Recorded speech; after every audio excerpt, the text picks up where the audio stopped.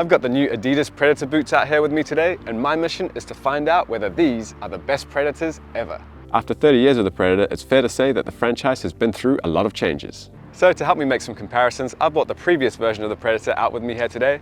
Let's see how these new ones stack up. First, click the like and subscribe button and hit the bell icon to stay up to date with all the latest boot and gear releases. So let's start by talking about the three versions of the shoe, because as you can see here, there are now three different options. They all feature the same premium technology, but one has a shorter tongue with a more traditional lacing system.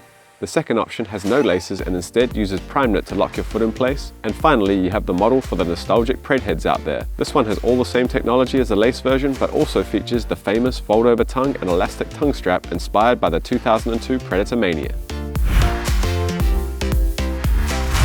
Size-wise, the new Pred runs true to regular sizing, but compared to the last Pred, I've noticed that they run slightly narrower and has slightly less volume in the toe box.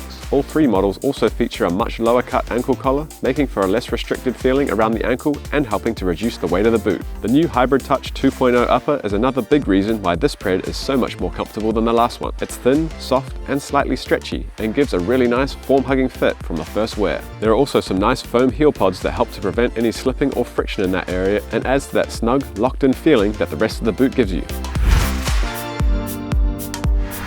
While the Predator has never been known as a particularly lightweight boot, these do feel surprisingly responsive on foot, especially this laceless option. And when putting them on the scales, it's clear to see why. At just under 7 ounces in a size 9 US, it shaves a whole 2 ounces of weight off the previous laceless Predator and puts it on par with some of the lightest boots in the game. The lace version comes in slightly heavier at 7.4 ounces, and the fold-over tongue option is slightly heavier again at 7.7 ounces, but still well under the weight of the old version of the laceless Pred.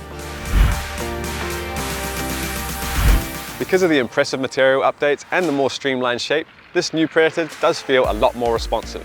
But there are some variations between the three models. Here you have the option of a more traditional lacing setup on the laced or fold-over tongue version, which still gives you more control over how tight you like to cinch your boots, or the faster-looking laceless option that relies on the compression of a refined Primeknit material to keep your foot locked in.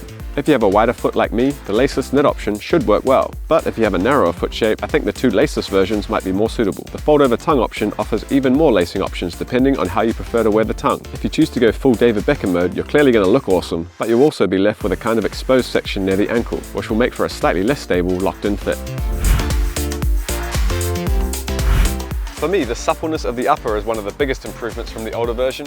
This new Hybrid Touch 2.0 material is really something special. This soft suede-like microfiber texture is a massive step up from the previous version, which I'm really pleased about. It's so good that it almost overshadows the Predator's more celebrated touch elements. The material feels a lot thinner than past Predators, but also has a nice springy cushion to it that makes for a really responsive touch on the ball. The rubberized grip elements that made the Predator famous are back in the form of 3 strips of rubberized fins that also nod to the old Predator Mania from 2002. And while they're not as visible on this model, they do provide an exceptional amount of grip to assist with those whipped crosses or curling free kicks without weighing the shoe down too much.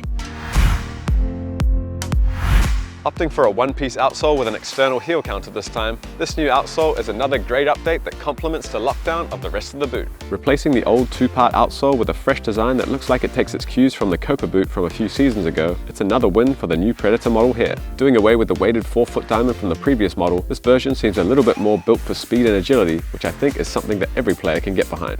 This new anatomical shape gives you a really stable and responsive feeling inside the boot when you're making directional changes, and this cool, kind of pearlized iridescent finish is just beautiful.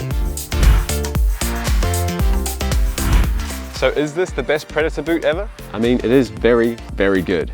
It retains all the most important DNA of the Predator line with references to icons like the Accelerator and Mania, while at the same time introducing new tech like that upper material that for me is a game changer. It's also the lightest Predator cleat ever made, and the fact that there are 3 different styles means that there really is something for everyone. Final word? Yes, best Predator ever.